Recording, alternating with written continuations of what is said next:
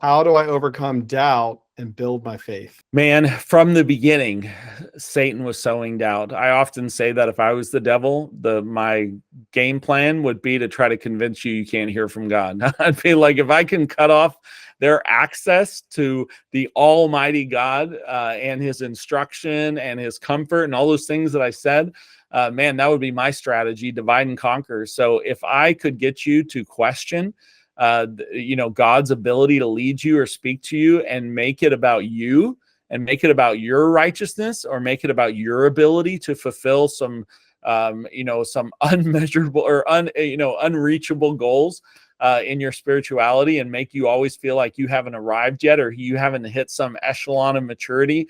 That's what I would do if I was trying to take you out and trying to keep you from your purpose and your destiny. And so if that would be my kind of overall plan. I would try to convince you that you can't hear from God. And I would probably say things like, did God really say that? That's probably just your imagination. That's probably just your own will. So as you think about, like, how do we overcome doubt, you just have to, again, choose to believe that God is actually a better leader than you are. He's a better communicator than you are, that His grace is sufficient, and that He can actually meet you where you're at. And that, as even though you're weak and you're frail and you're imperfect, He's not. And He actually can get through when maybe no one else can get through to you. He can get through to you. So when I come to Him and I pray, I just expect that He's going to speak and that He's going to get through because of who He is, not because I'm like some great person or I'm more spiritual than anybody else.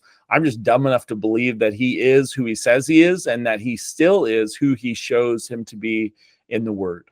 If you're struggling to hear from God on what He might be asking you to do, I want to encourage you to check out my course on hearing God's voice and really develop this discipline of getting before the Lord and not just monologuing at Him, but listening and hearing His voice and obeying wholeheartedly to do everything He's called you to do.